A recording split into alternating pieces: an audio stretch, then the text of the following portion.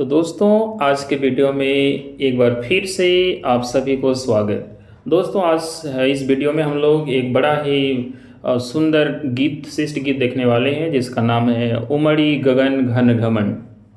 मैं मोहन आप सभी को एक बार पुनः स्वागत करता हूं इस यूट्यूब चैनल पर।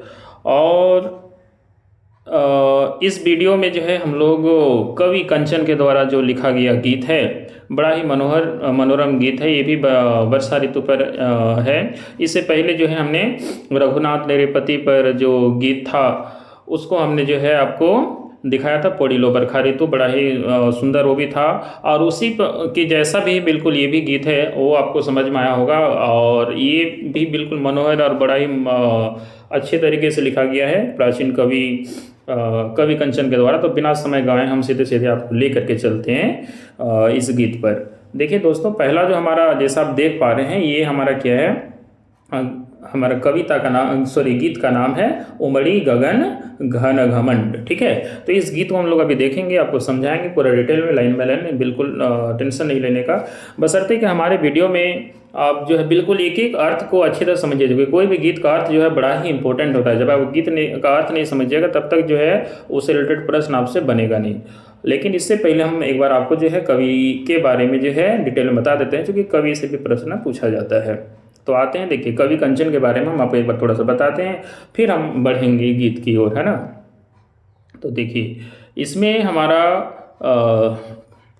कवि कंचन के बारे में क्या दिया गया है कि नागपुरी कवि कंचन का पूरा नाम चुन्नी राम दुबे था। ठीक है, तो दोस्तों जो कवि कंचन है इनका पूरा नाम, ऐसे गीत वगैरह में जो है जब हम लिखते हैं तो अपना नाम वो कंचन के तौर पे है, लेकिन इसका पूरा नाम जो है वह क्या है, चुन्नी राम था, या इसका रियल नाम चुन्नी राम दुबे था। ठीक है, और ये कहाँ के रहने थे दोस्तों, याद रखिएगा, ये गुमला जिला के रहने वाले थे, है ना। कवि कंचन कहाँ के रहने वाले थे, ये गुमला जिला के रहने वाले थे, यानी गुमला के पास चपका और बड़का गाँव, है ना, में रहते थे। ठीक है, तो चपका और बड़का गांव, हो सकता है दो जगह इनका घर था होगा। तो ये चपका और बड़का गांव में रहते थे, जो कि गुमला में स्थित है। और इनके संबंध में प्रारंभिक जानकारी जग निवास नारायण तिवारी जी दिए हैं। ठीक है, इनके संबंध में जो जानकारी मिलती है वो जग निवास नारायण तिवारी जी जो है दिए थे। इनके बारे में दिखाया गया है 18/6/1964 की बात है, जब इनके बारे में बताया गया था। और से डॉक्टर केसरी को मिली थी, यानी कि इनके बारे में जानकारी जो है डॉक्टर केसरी जो है 18/6/1964 को जो है जानकारी प्राप्त किए थे। और इनके माध्यम से जानकारी प्राप्त किए थे, जगनिवास नारायण तिवारी के माध्यम से प्राप्त किए थे। तो इससे इम्पोर्टेंट होता है कि डॉक्टर केसरी जो है, ठीक है, ये बीपी केसरी जो है, ये इनको काफ़ी प्राचीन कवि मानते हैं। ठीक है ना, चलिए बढ़ते हैं आगे। तो कंचन की पूरी जानकारी और उनकी रचनाएं डॉक्टर केसरी को बुरहू के मांडूराम से मिली थी। और कवि कंचन के बारे में जो पूरा जानकारी था, उनकी रचनाओं के बारे में जो जानकारी था, उसको उनके बारे में जो है डॉक्टर केसरी को या बीपी केसरी को कहाँ से पता चला, तो बुरहू के रहने वाले मांडूराम के माध्यम से जो है पता चला। ये दिन तारीख उतना महत्वपूर्ण नहीं है यहाँ पर कब पता चला, लेकिन हाँ किसके माध्यम से पता चला आपको याद रखना है। आगे बड़ी बात यह है कि कंचन ने अपनी जीवन गाथा दोहा यानी कि कविता, चौपाई आदि छंदों में विस्तार से लिखी है। और सबसे महत्वपूर्ण बात यह है कि कवि कंचन जो है अपने जो भी बात है उसको स्पष्ट रूप से जो है वह कहाँ ये दिखाए हैं, दोहा के माध्यम से, चौपाई के माध्यम से, छंद के माध्यम से। और नागपुरी में दोहा, छंद और इस सब के माध्यम से अपने बातों को व्याख्या करना, ये बड़ा ही कठिन काम होता है दोस्तों। और आगे है, इनके अनुसार इनका जन्म जो है, यानी कि इनके अनुसार बीपी केसरी के अनुसार जो उन्होंने डिटेल जानकारियाँ प्राप्त की, उनके अनुसार कवि कंचन का जो जन्म जो है वह 1919 संवत में। यहाँ पे एकदम ध्यान में रखना है कि जब भी एग्जाम में संवत में पूछेगा कि इनका जन्म जो है किस संवत में हुआ था, तो संवत तो बोला जाएगा तो 1919 संवत में होता है। ठीक है, संवत आप सभी को पता है, हमारे हिंदुस्तान में या हमारे भारत में विशेष रूप से दो प्रकार के संवत चलाए जाते हैं। तो ये संवत के अनुसार अगर हम देखें, विक्रम संवत है, शक संवत है, तो संवत के अनुसार जो है संवत 1919 में इनका जन्म हुआ था। और अगर ईस्वी में देखें तो 1862 ईस्वी में जन्म हुआ था। ठीक है, और फागुन मास कृष्ण चतुर्दशी के दिन जो है बुधवार को बड़का डीह में जन्म हुआ था। तो इनके अनुसार, बीपी केसरी के अनुसार इनका जन्म कहाँ हुआ था? 1862 ईस्वी में, या कहें संवत 1919 में फागुन मास कृष्ण चतुर्दशी को हुआ था, बुधवार के दिन में बड़काटी नामक स्थान पे जो गुमला में है। इनके पिता का घर लरंगो में था, और इनके पिता का घर कहाँ था? लरंगो में था। चपका में इनकी नानी रहती थी, ये वगैरह, ठीक है। ये ब्राह्मण थे। तो कौन से फैमिली से बिलोंग करते थे? ब्राह्मण थे। तो ये बात जो है इनके बारे में थोड़ा बहुत आपको जानकारी मिला। अब बढ़ते हैं, कुछ और डिटेल बातें यहाँ पे दी गई है, इनके बारे में देख लेते हैं। तो आगे देखिए क्या कर रहा है कि जन्म के साथ ही कंचन की माता का देहांत हो गया। दोस्तों, इनके जन्म लेते ही जो है इनकी माता का क्या हो जाता है? देहांत हो गया। और कंचन कहते हैं कि उनकी पत्नी कड़े स्वभाव की थी। इनकी पत्नी जो थी काफ़ी कड़ा स्वभाव की थी, काफ़ी मृदु टाइप की नहीं थी। और इनका एक लड़का हुआ था, लेकिन वह जीवित नहीं रहा, वो भी मर गया। और नाना नानी के साथ ये सुख से थे। नाना नानी के मरने के बाद उनके सारे गाँव नागवंशी महाराजा ने वापस ले लिया। और जब नाना नानी मर गए तो इनका जो भी संपत्ति था, जो ये वगैरह था, तो उनके सारे गांव जो थे वे नागवंशी महाराजा वापस ले लिए। इसी कारण कंचन के जीवन का आखिरी हिस्सा बहुत कष्ट से बीता। और ये गोरे रंग के सुंदर आदमी थे। और अब इनके वंश में कोई भी नहीं रह गया, क्योंकि इसका बाल बच्चा भी नहीं था, सब मर गया था। इनकी पत्नी का भी देहांत हो गया था। तो बड़ा ही ये था। और कंचन घासीराम के समकालीन थे। दोस्तों, समकालीन कहने का मतलब है कि जब घासीराम जिस समय थे उस समय भी कवि कंचन भी थे साथ साथ में, ठीक है। तो कवि कंचन जो है घासीराम के समकालीन थे। और इन्होंने तीर्थ यात्रा भी की थी। 1927 ईस्वी में तीर्थ यात्रा से लौटने के बाद इनका देहांत हुआ था। दोस्तों, तो कब? तीर्थ यात्रा से जब लौटे थे 1927 ईस्वी में, उसके बाद जो है इनका देहांत हुआ था। और इनकी लगभग पूरी रचनाएं जो है वह नागपुरी संस्थान में है अभी भी। तो क्या कह रहा है कि इनकी जो पूरी रचनाएं हैं, इनकी पूरी रचनाएं नागपुरी संस्थान में है। और इनकी संख्या अगर देखा जाए तो 98 मिलती है। मतलब अभी करीबन 98 रचनाएं जो हैं वह संस्थान में अभी भी मौजूद है। आगे कंचन पर प्रोफेसर सविता केसरी ने पीएचडी डिग्री के लिए थीसिस लिखी है। तो कवि कंचन पर जो है सविता केसरी ने जो है पीएचडी किया, और उन्होंने जो है एक थीसिस लिखा। इसमें इनके पावस गीत बहुत प्रसिद्ध है। किनके पावस गीत? कवि कंचन के जो पावस गीत होते हैं वो काफ़ी क्या होते हैं प्रसिद्ध है इनके अभी भी। और इनकी भाषा बहुत प्रांजल और सुंदर है, ठीक है। और इनका जो भाषा जो इन्होंने लिखा है पावस गीत में, ये काफ़ी सुखद है, काफ़ी सुंदर है। इन्होंने कृष्ण भक्ति के साथ महाभारत, सीता स्वयंवर, दमयंती चरित्र, टाना आंदोलन, इन आदि चीज़ों पर जो है गीत लिखे हैं। तो इनका गीत जो है किनसे किन संबंध है? कृष्ण भक्ति पर संबंध है, महाभारत से संबंधित है, सीता स्वयंवर से संबंधित है, दमयंती चरित्र से संबंधित है, टाना आंदोलन से संबंधित है, इत्यादि से जो है इनका गीत संबंध रखता है। आई होप दोस्तों यहाँ तक आप सभी को समझ में आया होगा, ठीक है। बढ़ते हैं आगे हम लोग। आप सीधे सीधे हम आते हैं शिष्ट गीत पर, और आपको बताते हैं इनके शिष्ट गीत को जो हमें पढ़ना है। तो ये आ गया गीत। तो दोस्तों आगे देख देखिए गीत को, चूँकि गीत का अर्थ को समझना बड़ा ही इम्पोर्टेंट होता है। यदि गीत का अर्थ को नहीं समझेंगे तो जो शिष्ट गीत है, जो गीत से रिलेटेड प्रश्न है, उसे आप कंप्लीट नहीं कर पाएंगे, क्योंकि अर्थ को ही समझना ज़्यादा इंपॉर्टेंट होता है। तो चलिए हम एक एक करके इसका अर्थ को आपको समझाते हैं। आप ध्यान से लाइन बाई लाइन को समझते चलिए।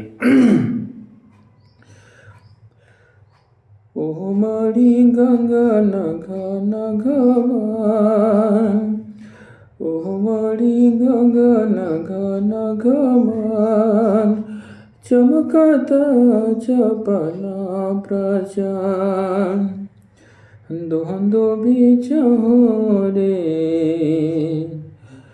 अग गग गग घहरत झरे, जजकात जलधारे गोय, आज अवसर यस गोविंद नहीं गरे, अग गा गा गा गा गहराता जरी जा जाकता जलधारे गाय अजवा हो सदास गोविंद नाही घरे। तो दोस्तों जो पहला पंक्ति है, हो सकता है गीत से आपको कुछ समझ में नहीं आया हो, लेकिन कोई बात नहीं, आपको गाना अगर नहीं भी समझ में आया तो अर्थ हम आपको समझा दे रहे हैं। जो कि देखिए एग्जाम में आपसे क्या प्रश्न पूछेगा, अब एग्जाम में आपसे ये प्रश्न पूछेगा कि कोई पंक्ति दे देगा, बोलेगा ये पंक्ति जो है वो किस गीत का है, ठीक है ना, यानी कौन सा शिष्ट गीत का ये दे देगा, कोई 2-4 लाइन दे देगा और 2-4 लाइन में से जो है आपको बताना है कि कौन सा पंक्ति है। तो अगर आप गीत को ध्यान से देखेंगे तो आपको याद आएगा कि हाँ ये वाला गीत जो है इस शिष्ट गीत का था, ठीक है। और उसका बहुत बार तो जो है अर्थ जानना इसलिए जरूरी हो जाता है चूंकि क्वेश्चन जो है आपको पूछेगा वो नागपुरी में पूछेगा, ठीक है ना, कि इस गीत में क्या कहा गया है, ठीक है ना, इसकी व्याख्या जो है कि कौन सा कवि किए हैं, इस तरह के कोई भी चीज़ें आपसे पूछ सकती है दोस्तों, तो उसके लिए आपको अर्थ का पता होना जरूरी है, ठीक है। तो पहला पंक्ति जो है मैंने आपको गीत गाकर बताया, इसका मीनिंग आपको बता देते हैं, ठीक है। पहला कहा क्या रहा है कि उमड़ी गगन, क्या कर रहा है, उमड़ी गगन घन घमंड चमकत चपला प्रचंड दुंदुभि चहुर। देखिए मीनिंग अगर किसी चीज़ का नहीं समझ में आता है तो हम जब मीनिंग बताते हैं लाइन बाय लाइन बताएंगे, वही समय मीनिंग बताते चलेंगे, तो ध्यान से देखिएगा। उमड़ी गगन घन घमंड चमकत चपला प्रचंड दुंदुभि चहुरी। देखिए यहाँ क्या कर रहा है कि जो है बादल जो है चारों ओर जो है उमड़ रहा है, ठीक है ना, यानी बादल छाया हुआ है, चारों ओर उमड़ रहा है, ठीक है। और जो है बादल जो है तेजी से क्या हो रहा है, उमड़ने के साथ साथ जो है बिजली कड़क रहा है, चमक रहा है बहुत तेजी से। तो ये चपला बोलते हैं दोस्तों आसमानी बिजली को, और प्रचंड मतलब बहुत तेज से चमकना। तो बादल भी गड़गड़ कर रहा है, जो है बादल छाया हुआ है, घमंड एक तरह से बादल घन, घमंड कहने का मतलब जो है काला बादल छाया हुआ है, काफ़ी डरावना टाइप का लग रहा है, ठीक है। और काफ़ी तेजी से क्या हो रहा है, आसमानी बिजली चमक रहा है, दुंदुभि चहुर, ठीक है। और इस दृश्य को देखने के बाद जो है काफ़ी डरावना दृश्य आपको लग रहा है, काफ़ी चारों ओर जो है बिल्कुल एकदम काला सा बादल सा छाया हुआ है। आगे अग गग गग घहरत झरी झझकत जलधारी हुई, ठीक है। और बहुत तेजी से वर्षा होने की वजह से क्या होता है कि जैसे जैसे जो है आसमानी बिजली जो गड़क रही है उससे जो आवाज़ आ रहा है ग ग ग का, ठीक है ना, तो जब आवाज़ जो आ रही है, ठीक है ना, जैसे जैसे गड़गड़ गड़गड़ कर रहा है, और उसी जो है ऐसा मानो कि जलधर जो है जो बादल जो है वहाँ से जो है जो तेजी से जो है एक तरह से स्फुटित हो रहा है। कहने का मतलब ये है कि तेजी से वर्षा जो है गिर रही है, जैसे जैसे बादल कड़क रहा है, ठीक है, और बहुत तेजी से वर्षा भी हो रही है। और इस दृश्य से जो है और इस अवसर पर जो है जो गृहिणी है, ठीक है, जो घर में है, उसको काफ़ी एक तरह से डर सा अनुभव लग रहा है, उसको काफ़ी डर लग रहा है, ठीक है, अकेला में, ठीक है। क्यों डर लग रहा है कि आजू अवसर अस गोविंद नहीं घरे। इस अवसर पर जो है गृहिणी को, जो गृह स्वामिनी है, उसको काफ़ी डर लग रहा है। ऐसा दृश्य देख करके किसी को डर लगता है और उसको डर लग रहा है, ठीक है। क्यों डर लग रहा है कि अस गोविंद नहीं घरे, यानी कि पति परमेश्वर, गोविंद मतलब वैसे भगवान परमेश्वर होता है, तो अस गोविंद मतलब गोविंद के जैसा, ठीक है ना, भगवान के जैसा जो पति होते हैं, जो पति हैं, वे उन घर में नहीं हैं, और उसकी वजह से उनको क्या हो रहा है, ऐसा दृश्य, ऐसा बादल जो कड़क रहा है, चमक रहा है, ठीक है ना, बरसात तेजी से हो रहा है, उसमें उसको डर लग रहा है। तो कवि कंचन जो है क्या कर रहे हैं, इसी चीज़ को अपने कवि गीत के पहली पंक्ति में बताए हैं। तो दोस्तों आपको यहाँ तक बात समझ में आई होगी। बढ़ते हैं इसके दूसरी पंक्ति में। तो देखिए इसका जो अगली पंक्ति है ना, उसमें कवि जो है क्या बोल रहे हैं।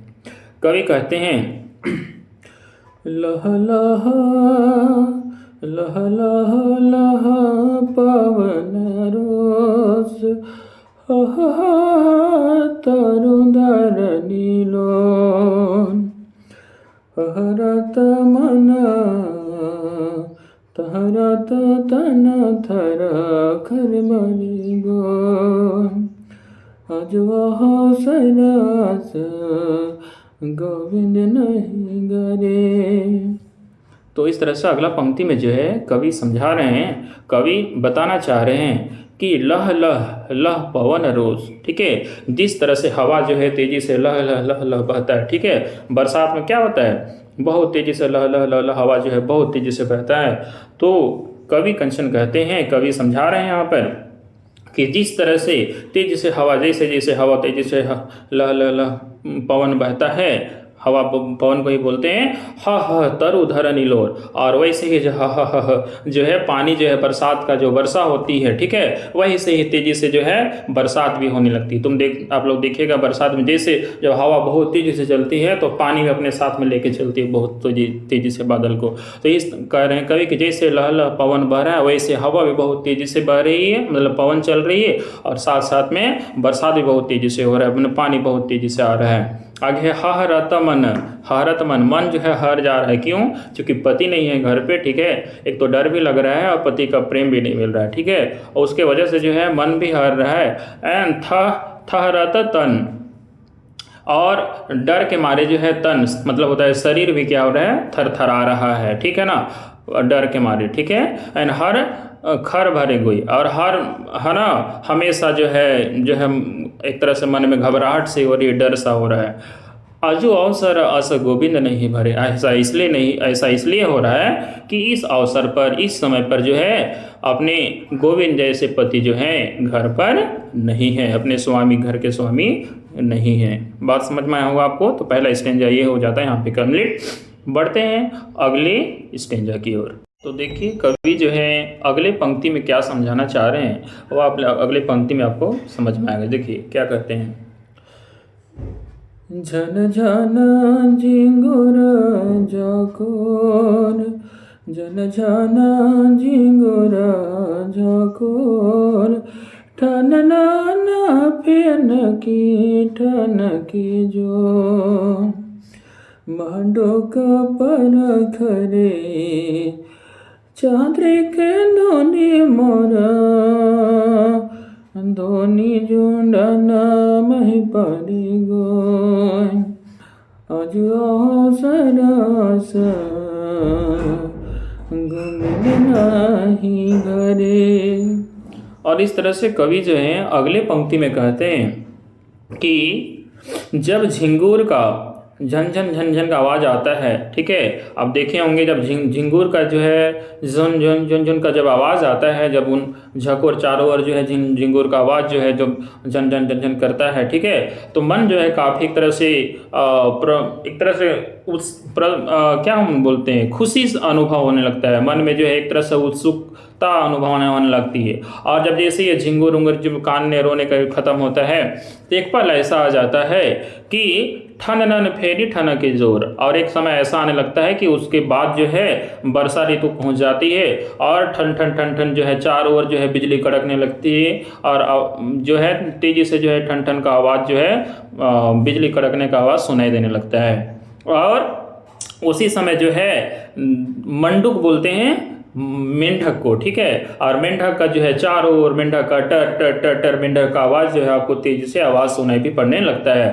और ऐसा आ जाता है उसके बाद कि मानो चारों ओर जो है जो मोर जो है, यहाँ कहता है चातरिक ध्वनि मोर, है ना, मेंजूर का आवाज़ जो है, मेंजूर का धुन, और भी अलग अलग जीवों का धुन वगैरह सुन करके जो है मन काफ़ी प्रफुल्लित हो जाते हैं, सारे जीव जो हैं वो उत्सुक हो जाते हैं वर्षा ऋतु को पाने के लिए, ठीक है ना, वर्षा को पाने के लिए जो है एक तरह से मन प्रफुल्लित सा हो जाता है। लेकिन कवि आगे कहते हैं झुंड न मही परे गोई, और जब आ जाता है बहुत तेजी से, जब बरसात बहुत तेजी से आ जाता है तो वहाँ का स्थिति इतना बद से बदतर हो जाता है। अगर बहुत तेजी से वर्षा होने लगती है बहुत ज़ोर से, तो स्थिति वहाँ का हालत बहुत ही ख़राब हो जाता है, ठीक है। और ऐसी स्थिति में जो है जो पत्नी जो घर पे अकेली है वो भी उनको काफ़ी डर सा अनुभव होने लगता है, आपका अकेलापन सा अनुभव होने लगता है, और एक तरह से उनके मन में जो दुख चल रही है, ठीक है,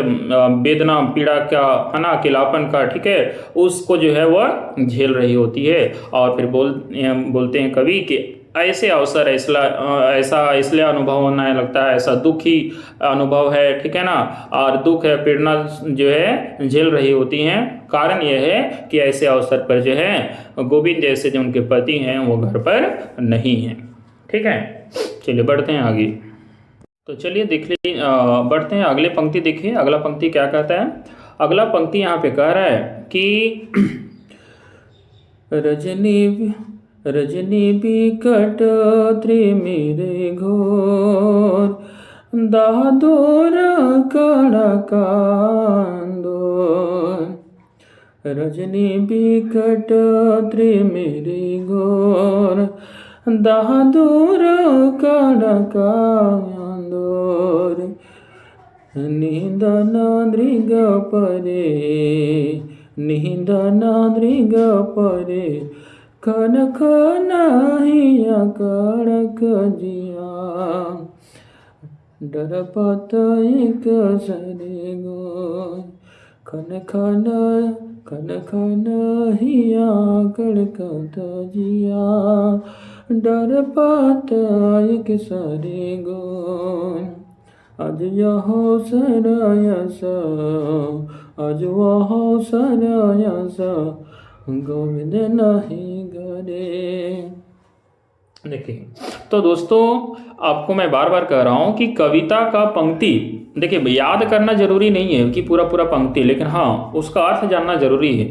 और अर्थ अगर आप समझ जाइएगा तो आपको ये पता चलना चाहिए कि यह गीत जो है या यह कविता जो है वह किस कवि का लिखा हुआ है और उसका क्या मीनिंग है। दोनों तरह से अपने प्रश्नों का उत्तर दे सकते हैं, ठीक है। हो सकता है आपको प्रश्न आंसर पूछा जाए तो उससे आपको अर्थ पता चलने से आप उसका उत्तर दे पाएँ, ठीक है। और बहुत बार सिंपली पूछ देगा। अब इसे जैसे यहाँ पे लिखा हुआ है कंचन, अब कंचन लिखा हुआ है तो कोई जरूरी ये नहीं देगा आपको, जहाँ कंचन लिखा हुआ ऊपर वाला कोई भी दे देगा, आपको पूछ लेगा कि ये कौन सा, इसलिए जानना जरूरी है। तो ये जो अभी बताया इसका मीनिंग देखिए क्या है। यहाँ पे ये कह रहा है कि रजनी, देखिए रजनी बोलते हैं रात, रजनी बिकट त्रिमिर घोर। और जो रात जो है ना, रजनी एक तरह से बोलते हैं हम रात को, ठीक है, समझ में आ गया। तो जो रात है रजनी बिकट बोलते हैं बहुत खतरनाक या बहुत ज़्यादा, है ना। तो रजनी बिकट घोर, रात जो है ये बरसात का समय जो देखिएगा जब पानी वानी आता है उसके बाद जो रात वाला रहता है वो बड़ा डरावना रात रहता है। एक तो बिल्कुल रात जो है बिकट एकदम, हम लोग क्या बोलते हैं, बिल्कुल कटकट अंधेरिया हम लोग बोल सकते हैं, ठीक है। बिल्कुल अंधार रहता है, चारों ओर जो है अंधेरा रहता है। तो रजनी वही कह रहा है, रजनी बिकट त्रिमिर घोर, रात में जो है रात कैसा है, काफ़ी बिकट अंधार है, बिल्कुल एकदम घरघोर अंधार है। और दादुर, दादुर वैसे हम लोग बोलते हैं मेंढक को, ठीक है ना। तो दादुर कड़का अंदोर, और उस रात में जो है जिधर देखो जिधर जो है किसका आवाज़ आ रहा है, मेंढक का टर टर टर, ठीक है। बड़ा बड़ा मेंढक होता है रात का जब बरसात के समय में, और उसका आवाज़ जो है कड़का मतलब यहाँ पे उसका आवाज़ टर टर करने का आवाज़, ठीक है। तो चारों जिधर देखो उधर जो है मेंढक का टर टराने का आवाज़ आता है, ठीक है। और जब पत्नी घर में अकेली है तो काफ़ी क्या होता है, डर लगता है कि छोटे छोटे बच्चे डरने लगते हैं। इसे पत्नी घर में अकेली है, पति नहीं है, तो उसको काफ़ी क्या हो रहा है, इस समय डर लग रहा है, ठीक है ना। और नींद न दृगे परे, और दृग में नयन में जो है आँख, उसी को बोलते हैं दृग, ठीक है ना। तो नेत्र पर आँख में जो है नींद ही नहीं पड़ रहा है, सोने की कोशिश करती लेकिन डर के मारे जो है नींद नहीं पड़ रहा है, ठीक है। डर के मारे भी नींद नहीं पड़ रहा है और पति के याद तो है ही, ठीक है। खन खन हिया कड़कत जिया, ठीक है। और खाने खाने मतलब थोड़े थोड़े देरी में जो है हम ना, या फिर कहे कि हमेशा जो है अपना जीव जो है, अपना हृदय जो है वह क्या कर रहा है, धड़क रहा है डर से, ठीक है। और जिया डरपत एके सरे गोया, और हमेशा जो है एके सरे कहने का मतलब हुआ कि हमेशा दिन भर रात भर जो है, या जो रात का समय है तो इस रात में जो है एक ही लय में हमेशा जो है जो डर सताता है सो सताता है, ठीक है ना। और आजो अवसर अस गोविंद नहीं घरे, और यह जब उनके पति जो है गोविंद जैसे पति जो हैं, भगवान जैसे पति उनके घर में नहीं हैं, तो उनका प्रेम नहीं मिल रहा है। और उनके साथ नहीं मिलने की वजह से जो है, जब अकेलापन की वजह से जो है उनको इस विकट अंधेरा में जो है इस तरह की जो वातावरण बन गया है उससे काफ़ी डर लग रहा है, ठीक है। आपको यहाँ तक बात समझ में आई होगी। चलिए बढ़ते हैं अगला और लास्ट स्टेंजा में। देखिए आगे क्या कहता है, बहजत मन मथ तीर जहरत और उठत पीर, बहजत मन मथ तीर जहरत और उठत पीर, लोचन निरढरे लोचन निरढरे कंचन छवि विसरत नहीं, बिरहन लबरे गो कंचन छवि विसरत नहीं, बिरना लबरे गो अजो सरस अजो सरस गोविंद नहीं घरे। और इस तरह से जो इसका अंतिम जो स्टेंजा है, अंतिम पंक्ति है, ठीक है, उसका मतलब समझिए। तो कवि कंचन जो है अपने गीत का जो अंतिम पंक्ति है उसमें यह समझाना चाह रहे हैं कि बाजत मन मथ तीर, ठीक है, अपने मन में, ठीक है, अपने मन में जो है एक तरह से क्या कर रहा है, मन मथ तीर, एक तरह से तीर, एक तरह से कहता है मन में जो है एक तो तीर सा चुभ रहा है, ठीक है, मन में एक तरह से मन में उमड़ रहा है अकेलापन का, एक तरह से कहें कि पति का प्यार पाने के लिए जो है एक तरह से जो एक तरह से जो कामना होता है, कामुकता का मन में जो है उमड़ रहा है मन भाव, ठीक है। तो वो जो है भी तीर को जो है सतार एकदम तीर की तरह जो है चुभ रहा है शरीर में, ठीक है ना, और पति का प्यार नहीं मिल रहा है, ठीक है, और तरत तोर उठत पीर, ठीक है। और जैसे जैसे मन में जो है इस तरह से एक भाव उत्पन्न होता है अकेलापन का, ठीक है, कामुकता का भाव मन में उत्पन्न हो रहा है, वैसे वैसे जरत क्या कह रहा है, उर उठत पीर, पीर मतलब दुख, वैसे वैसे मन में जो है शरीर में, बदन में या मन में एक तरह से दुख या पीड़ा उत्पन्न हो रही है अकेलापन के लिए, ठीक है ना। लोचन नीर ढरे, और कवि कहते हैं कि जब पति घर में नहीं है और एक तरह से जब इस तरह का मनोभाव मन में उत्पन्न हो रही है, तो इससे क्या हो रहा है कि जो दुख झेल रही है गृहिणी या घर की जो गृह स्वामिनी है, जो दुख झेल रही हैं, तो उससे क्या हो रहा है कि उनकी लोचन से, लोचन बोलते हैं लोचन, नयन, दृग, ये सब आँख को कहा जाता है, तो आँख से जो है वह नीर जो है पानी बहुत तेजी से क्या कर रहा है, ढरक रहा है, आँख जो है आँख से पानी गिर रहा है, ऐसा कवि कंचन कहते हैं। और लास्ट में लिखते हैं कंचन छवि विसरत नहीं, तो कंचन कवि कंचन कहते हैं, स्वयं को कहते हैं कि कंचन छवि विसरत नहीं, विरह नाल बरे गोई, ठीक है। और कवि कंचन कहते हैं कि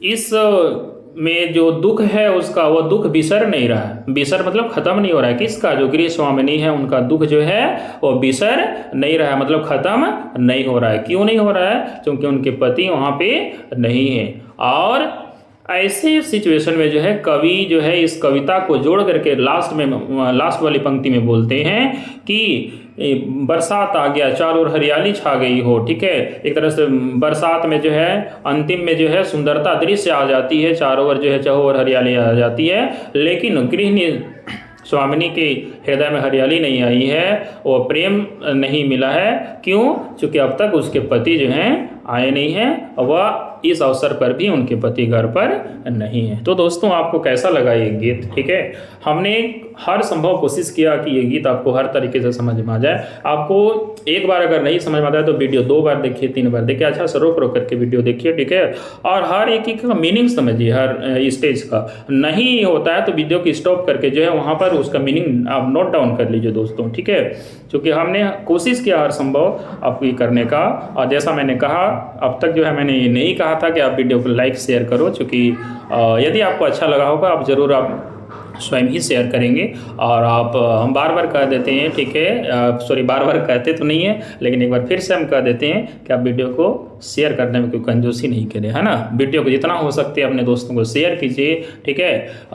ताकि हम बीच में यही कारण है कि हम वीडियो नहीं ले आते हैं, क्योंकि आप लोग ध्यान ही नहीं देते हैं यार। आप लोग कोई वीडियो को न शेयर करते हो, न ज़्यादा लाइक करते हो, कुछ लोग लाइक करते हो, शेयर तो बिल्कुल ही नहीं करते हो। तो वीडियो को शेयर वर भी कर दिया करो, ठीक है। इससे क्या होगा, आप ही लोगों को फायदा होगा। आने वाले समय में जो हम लोग वीडियो इसी तरह से हम आपको देते रहेंगे, ठीक है।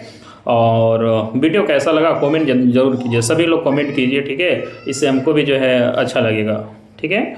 और हम भी आगे जो है और इस तरह से वीडियो आपको लेकर के चलिए मिलते हैं आगे वीडियो में। तब तक के लिए सभी को जय हिंद, जय झारखंड।